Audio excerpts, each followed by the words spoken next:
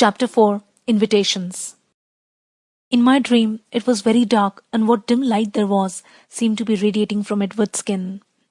I couldn't see his face, just his back, as he walked away from me, leaving me in the blackness. No matter how fast I ran, I couldn't catch up to him. No matter how loud I called, he never turned. Troubled, I woke in the middle of the night and couldn't sleep again for what seemed like a very long time.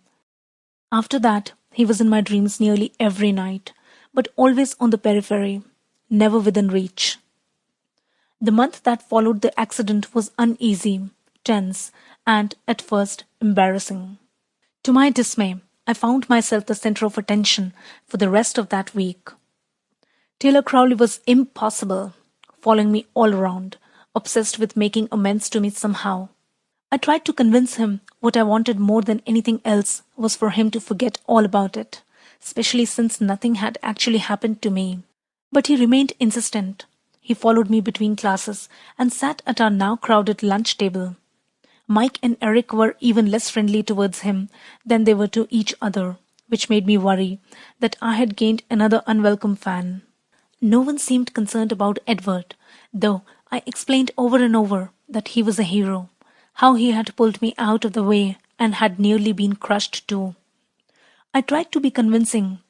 Jessica, Mike, Eric, and everyone else always commented that they hadn't even seen him there till the van was pulled away. I wondered to myself why no one else had seen him standing so far away before he was suddenly impossibly saving my life.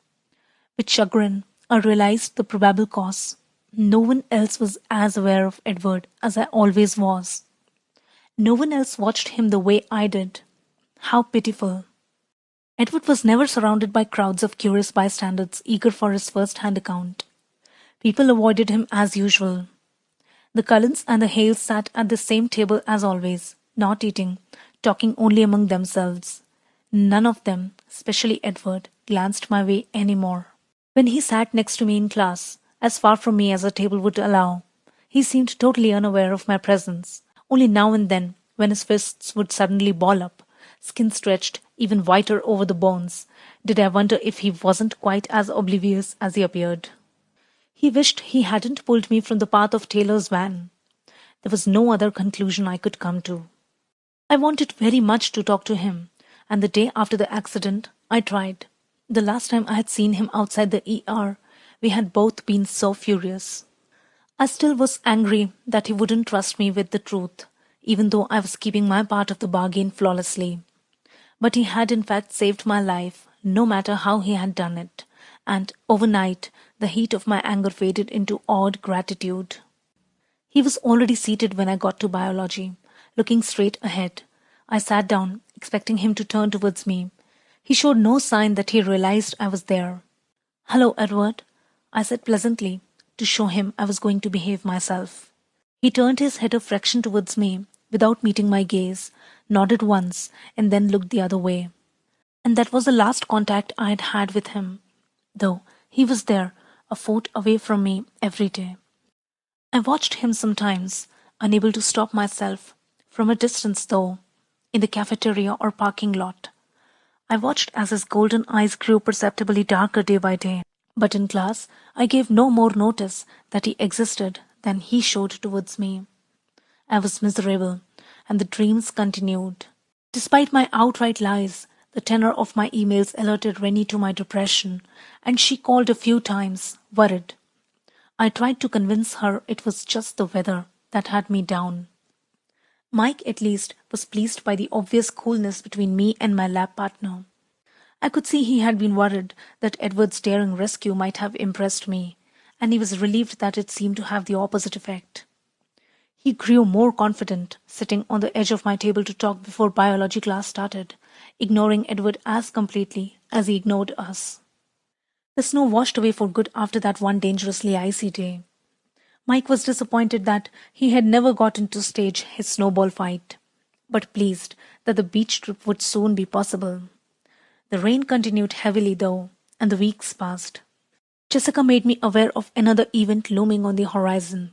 She called the first Tuesday of March to ask my permission to invite Mike to the Girls' Choice Spring Dance in 2 weeks. Are you sure you don't mind? You weren't planning to ask him? She persisted when I told her I didn't mind in the least. No, Jess, I'm not going, I assured her. Dancing was glaringly outside my range of abilities. It'll be really fun. Her attempt to convince me was half-hearted.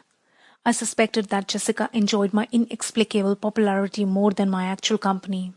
You have fun with Mike, I encouraged. The next day, I was surprised that Jessica wasn't her usual gushing self in Trig and Spanish.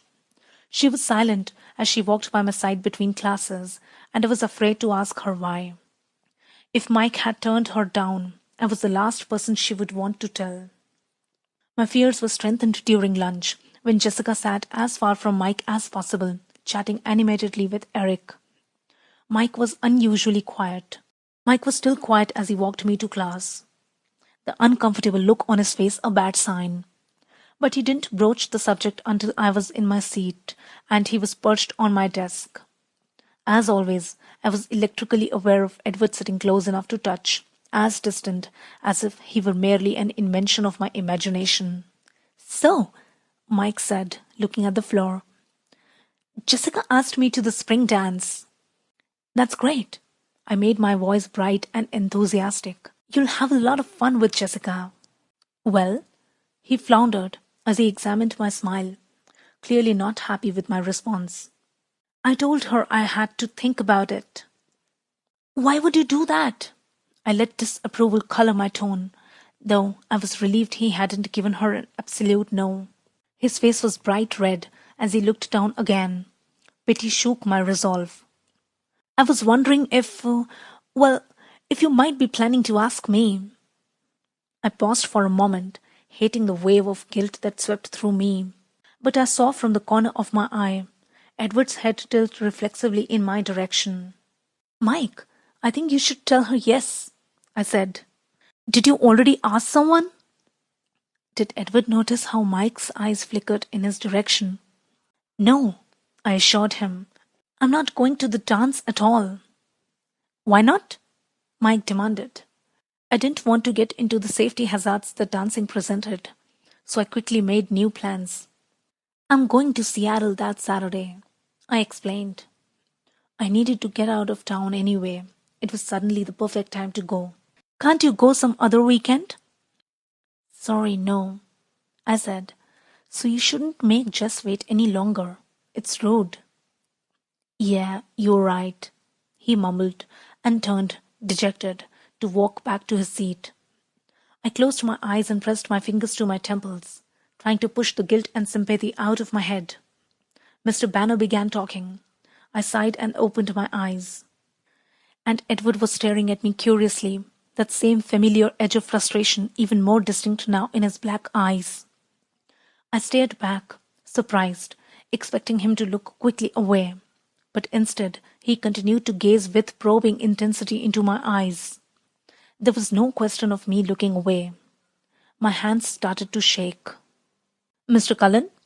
The teacher called, seeking the answer to a question that I hadn't heard. The Krebs cycle, Edward answered, seeming reluctant as he turned to look at Mr. Banner. I looked down at my book as soon as his eyes released me, trying to find my place. Cowardly as ever, I shifted my hair over my right shoulder to hide my face. I couldn't believe the rush of emotion pulsing through me, just because he had happened to look at me for the first time in a half-dozen weeks. I couldn't allow him to have this level of influence over me. It was pathetic, more than pathetic. It was unhealthy.